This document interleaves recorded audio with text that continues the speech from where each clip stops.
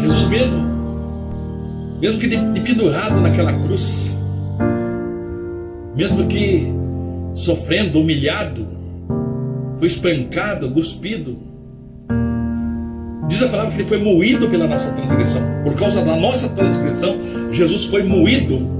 Jesus enfermou, levou sobre si nossas enfermidades. Contudo, a Escritura diz que ele, Jesus, mesmo que com toda aquela afronta, as trevas em cima dele, ele pagando o preço do pecador, ele diz assim: Pai, perdoa-lhes, não sabem o que estão fazendo, não sabem o que fazem.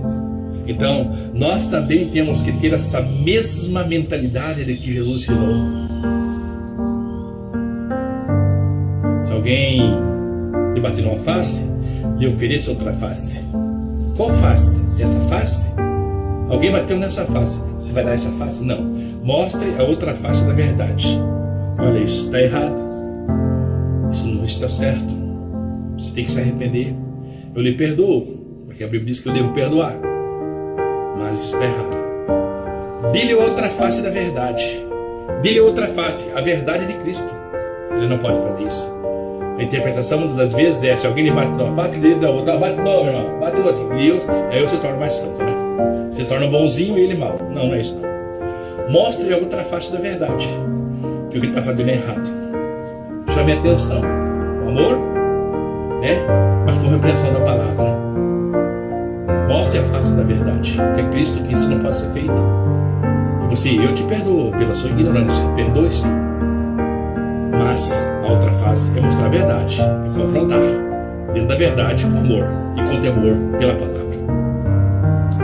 Então, meus irmãos, a bênção, as bênçãos está sobre quem? Na verdade, a bênção está sobre os filhos de Deus.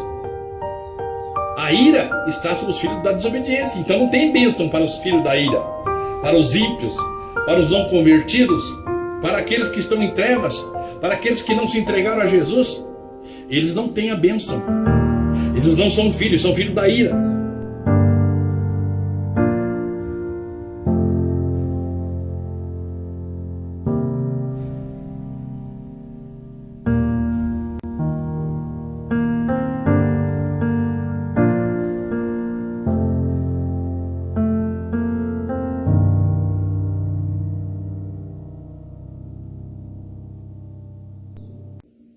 Estão em trevas.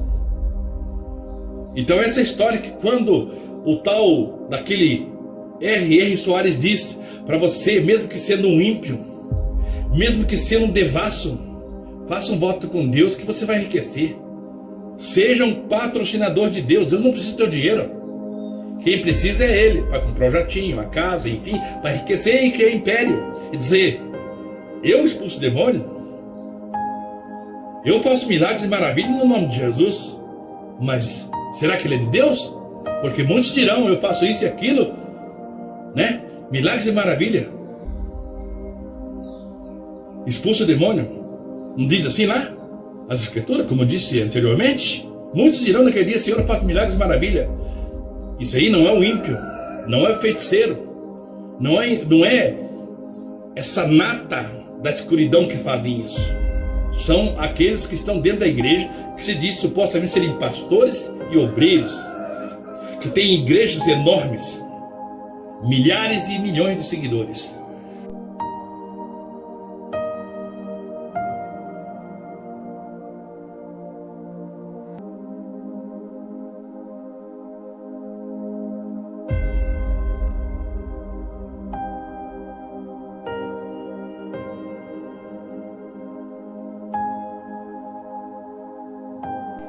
Falsos profetas que prega o Deus Mamon e o presente século, o qual Demas amou. Então, meus irmãos, na verdade, o crente verdadeiro não precisa correr atrás dessas bênçãos e não deixe ser enganado, e não se deixe ser enganado por esses que dizem para você fazer um voto com Deus, para você fazer isso, aquilo. Porque eu até mesmo aprendi pelo Espírito Santo que até mesmo a oferta do cristão tem que ser avaliada se vai ser recebida diante de Deus. Eu sou um cristão, sou batizado, me esforço, né, para viver. Diante da palavra, oro, busco, clamo, falo com Deus. E quando eu vou levar minha oferta, o que a palavra diz? Quando fores levar a tua oferta diante do altar, analise se você tem algum problema com Deus, se você tem alguma demanda com alguém. Se você tiver alguma demanda com alguém, deixa a tua oferta lá no altar, vá lá, acerte a tua demanda, se acerte com o teu irmão, se acerte com aquele que você tem a demanda, aí você volta e faça a tua oferta. Como agora eu posso pegar e então trazer uma doutrina e dizer, não, seja sócio do Senhor, seja patrocinador da obra dele. Você não interessa quem seja você. Se você é um feiticeiro, se você é um idólatra, se você é ímpio, se você não é ímpio, se você é cristão, não importa qual igreja você é, não importa qual credo você é, importa que você obedeça ao que Deus está mandando. Qual Deus? Deus fala que é o Deus Criador. Deus fala que é o Senhor Jesus. A Bíblia diz que Deus não é servido por mão de homens. A Bíblia diz assim, aquilo que você quer fazer, aquilo que você quer para você, faça para os outros. Se você vê teu irmão necessitado de um alimento, de uma ajuda, quer financeira, quer na enfermidade, esteja precisando de alguma coisa, se você vê teu irmão precisando de alguma coisa e você dizer, vamos orar somente, que proveito tem isso? Você deve fazer a oração e estender a mão do seu irmão, ajudar ele. É seu irmão. Não está falando para levar o dinheiro lá para o pastor, para o ministério, coisa do gênero. Não. Dentro desse conceito, entendemos que há uma intimidade entre os irmãos de ajudar um aos outros mutuamente. A palavra diz que quando eles vendiam as suas coisas no passado, as suas fazendas, os seus bens, levavam ao pé dos apóstolos. E o que acontecia? Eles criavam a igreja, fundavam um grande templo. É isso que eles faziam? Não. A Bíblia diz que então os apóstolos pegavam aqueles bens que era vendido e repartia entre os irmãos, e não tinha falta de nada. Não tinha falta alguma entre os irmãos, porque eles vendiam e dividiam seus bens. Os apóstolos não falavam, não, traz aqui e agora nós vamos fazer um templo. E agora nós vamos fazer outro templo lá na outra cidade, na outra, e vamos fazer um império. E eles pegavam a cadeirona de banhada a ouro, um jatinho, uma mansão, sentavam e diziam, tragam tudo aqui que nós vamos construir. A Bíblia diz que eles dividiam e não tinha necessidade entre os irmãos. Isso é obra de Deus. A palavra diz que o dízimo, a oferta, tudo que foi oferecido, conforme está na Escritura, era para o órfão, para a viúva e para o estrangeiro que não tem herança para contigo. Claro que começa pela casa, pelo sacerdote, pelo levita, começa ali e vai se abrangendo a divisão. Mas você vê isso nos dias de hoje? Não, você vê uma igreja corrompida, politizada, ecumênica, caminhando para o inferno. E o povo se deixa enganar. O povo parece que está cego. Mas bem disse Oséias, assim como será o povo corrupto, assim também será o profeta. Deus vai enviar o profeta conforme é o povo. O povo não quer Deus, o povo não quer a verdade, então Deus vai mandar o profeta da mentira. E ambos caminharão cegamente para o inferno. É o que acontece hoje. Não mudou, aliás, piorou. Podem observar, eu sempre falo sobre isso. Um diz, eu sou do Paulo. Eles diziam assim naquele tempo, eu sou de Paulo. Não, Paulo é melhor. Paulo, olha, Paulo viu Jesus. Paulo é Paulo. Aliás, o maior evangelista, né? Outro diz, não, eu sou de Pedro. Pode ver, Pedro era idoto, não sabia nem ler. Olha como ele é cheio do Espírito Santo. Olha que a sombra de Pedro cura. Não, eu sou de Pedro. Essa de Paulo não está dando certo, não. Outro diz, não. Eu sou de Apolo, rapaz. Você é de Paulo? Você é de Pedro? Eu sou de Apolo. Apolo? Você via outros deuses. Era enganado. Hoje, ele é sábio. Muita sabedoria. Então ele sabe discernir sobre os espíritos, sobre as mitologias, né? Então, eu sou de Apolo. Eles brigavam. Eles se discutiam. Dizia, a minha igreja está certa. Não, a tua não está, a minha que está. Aí ficava aquela situação difícil. E o apóstolo Paulo se levanta e diz, opa, O que está acontecendo entre vocês aí? Porventura não sois carnais? Vocês estão tudo na carne? O apóstolo Paulo confronta e diz: vocês estão na carne. Por um acaso foi eu que morri? Foi Paulo que morreu por vocês? Foi Pedro? Foi Apolo? Foi Cefas que morreu por vocês? Antes que morreu foi Jesus. Olhem para Jesus. Daí Tiago vai e diz, perguntam para ele, né? Mas então qual religião é certa? Qual nós devemos seguir? Aí já cai a tese da religião da placa da igreja. A religião pura e imaculada para com Deus é esta: visitar as viúvas, os órfãos, os enfermos, enfim, visitar o seu irmão, o seu próximo. Essa é a religião pura e imaculada para com Deus. Então nós observamos e vemos que desde o antepassado, desde 2000 anos atrás, a igreja já vinha se dividindo, dizendo: eu sou de tal placa, eu sou de tal credo, lá é assim, lá é assado. Não, aqui você pode ficar se você obedecer, aqui não pode. É assim que eles faziam. É assim que eles dividiam a igreja naquele tempo. Agora você imagina hoje com milhares de CNPJ, milhares de placas, milhares ou milhões de falsos profetas, milhares de mercenários. O que você espera de uma igreja nesse tempo? Tempo do fim, tempo da apostasia, tempo do abandono do evangelho. Então não se preocupe. Vamos para a escritura. Vamos para aquilo que o Rei dos Reis, Senhor dos Senhores, o nosso Salvador Jesus disse: não preocupeis com o que haveis de comer, nem com o que haveis de vestir, pois o vosso Pai sabe o que vós necessita. Tem uma outra mensagem que diz que antes de nós orarmos, Deus já sabe a nossa necessidade.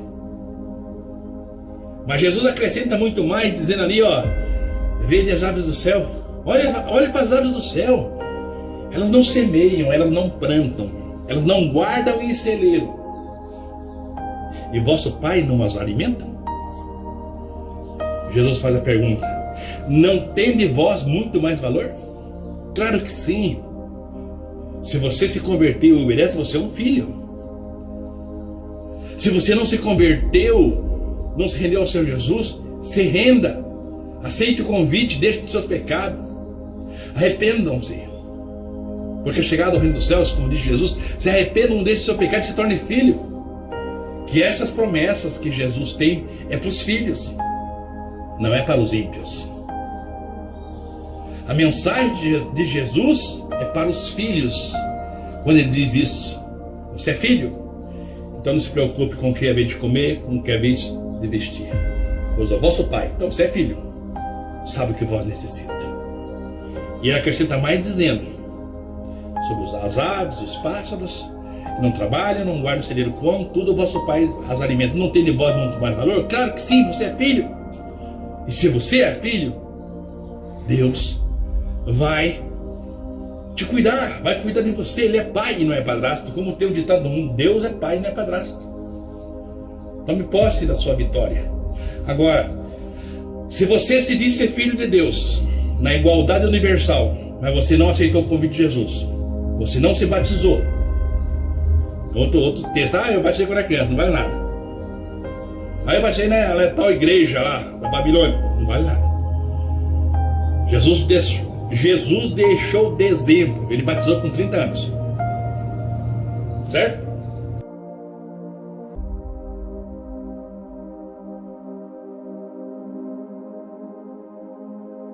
E por que agora o homem quer mudar? Enfim, nós observamos que as pessoas são enganadas porque lhe falta conhecimento. Por isso tem que ter a necessidade de ler as escrituras e pedir sabedoria do céu para não ser enganado. Porque se você é filho, você está debaixo da bênção. Você vai ter a autoridade do Senhor Jesus. Filho tem autoridade dos sinais que seguirão. Filho tem a outorgação de Deus em nome de Cristo. Lhe faz salvo? Não. Mas tem os sinais. E com esses sinais você vai mostrar às pessoas. Muitos, como eu disse anteriormente, vão usar da má fé. Por fama, má fama, por dinheiro ou por glória, vão pregar e vão usar o nome de Jesus. E o nome de Jesus não cai por terra. No nome de Jesus os demônios têm que sair. É no nome de Jesus. E com isso, muitos falsos profetas, mercenários, vão enganar a milhões de almas. A Bíblia diz que o falso profeta, o anticristo, vai, se possível, enganar até mesmo os escolhidos. Então tem que tomar muito cuidado na narrativa de hoje, dos final dos tempos, dos falsos profetas, que introduz heresias, idolatria dentro do lar das pessoas, dentro do lar da humanidade. E com isso afasta as pessoas de Deus. Mas se você é filho, você não vai se deixar enganar. E Jesus também conhece as suas ovelhas. E as minhas ovelhas conhecem a minha voz. Nós conhecemos a voz do Senhor Jesus. Por isso nós não se deixamos enganar com idolatria, com engano, com falsas profecias, com Deus Mamon. Porque aquilo que Jesus disse: antes buscai o reino dos céus e a sua justiça, que as demais coisas vos serão acrescentadas. Ajuntais tesouro no céu, onde a traça, a ferrugem e os ladrões não minam. Ajuntai tesouro no céu. Foi Jesus que ensinou isso.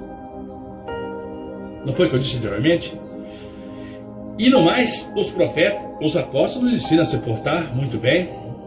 Os apóstolos disseram: olha, se você tiver o que comer e o que se vestir, esteja contente. Prossegue em Timóteo dizendo que aqueles que querem ficar ricos, os que querem ficar ricos caem em tentações, em laços, em cobiças terríveis, que submergem o homem ao mal e à ruína. Se desviaram de Deus, e é verdade.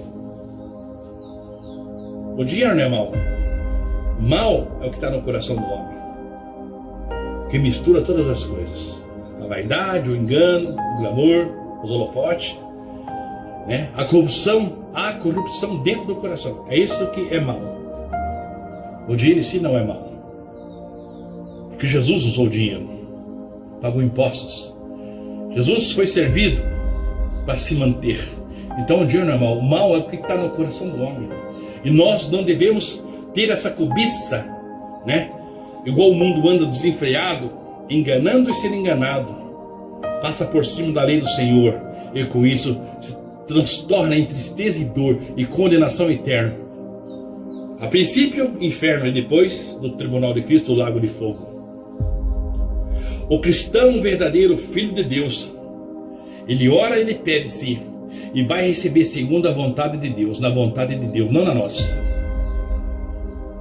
Você vai orar, você vai clamar a Deus e você vai pedir. E Ele, como Pai zeloso, vai te dar se Ele quiser. Porque a partir de que quando nós já pedimos, Deus já sabe. Não deixe corromper o teu coração. Não deixe que o mundo te induza a essa teologia da prosperidade que engana as pessoas, recebendo oferta de vasos de desonra, ímpios, feiticeiros e enganadores, que usam a palavra de Deus para enganar. Mas seja vitorioso em tudo, na paciência, na compreensão daquilo que o Espírito Santo te ensina. Saiba passar, como disse o apóstolo Paulo, saiba passar bonança, mas saiba passar também escassez. Há momentos da vida do cristão de alegrias e tristeza. Por isso que eles dizem: chorem com os que choram e alegrem com os que se alegram. Eclesiastes capítulo 3 diz que é um tempo para todas as coisas. E é verdade: tempo de nascer, tempo de morrer, tempo de sorrir, tempo de chorar. Pode ler, leia lá, Eclesiastes capítulo 3. É o percurso de uma vida temporal, passageira, que tem altos e baixos. O cristão tem que compreender isso, que quando nós, a noiva, casamos com Cristo, temos que entender de tudo aquilo que Jesus mostrou que nós iríamos passar, e passamos. Só que ele fala e garante a vitória para mim e para você. Tem de bom ânimo, disse isso Jesus, o meu Salvador, o teu Salvador, o Rei dos Reis e Senhor dos Senhores. Ele disse: tem de bom ânimo, eu venci o mundo. Em outras palavras, Paulo cumprimentou somos mais que vencedor por aquele que nos amou. Posso todas as coisas naquele que me fortalece. Então, não tem mais o que confrontar, no sentido de vencer, porque somos vitoriosos em nome de Cristo, e em Cristo somos mais que vencedores. Essa é a mensagem que eu deixo para você que é filho de Deus. Essa é a mensagem que eu deixo para você que ainda não é filho de Deus, que quer ser, para alcançar não somente as benesses desse mundo, dessa vida que Deus promete aos seus, mas também a eterna, que é a mais importante. Porque aqui é um percurso de atuação verídica para nós darmos testemunho e o nome de Deus seja glorificado e não blasfemado. Então, intermédio das suas lutas, das suas dificuldades, das suas vitórias, das suas guerras, e nas suas guerras vai ter as vitórias, o nome de Deus será glorificado em intermédio do Senhor Jesus, daquilo que Deus prometeu. Que o mal que ainda que venha sobre você contribui para o bem de você que ama a Deus, da igreja que ama a Deus. O mal contribui para o bem daqueles que temem a Deus, que amam a Deus. Essa é a verdade. Não se preocupe com suas lutas, com suas enfermidades, com seus declives que acontecem na sua vida, com as suas quedas. O cair do homem, o levantar é de Deus, pois eu passei por isso. Deus seja louvado e glorificado e exaltado para todo sempre em nome de Cristo. Que o bom testemunho te edifique, porque eu sei quem sirvo, ao Deus Criador dos céus e da terra, Pai do Cristo, Salvador do mundo, intermédio do seu Espírito Santo, que nos ensina e que nos convence da justiça e do juízo. Toda honra e toda glória. Amém, meus amados? Receba a sua bênção em nome de Cristo. Seja abençoado no seu lar, seja abençoado na sua família, sua esposa, seus filhos, amigos e até mesmo os inimigos possam alcançar a salvação em Cristo Jesus. Amém? E até o próximo vídeo, se assim Deus quiser.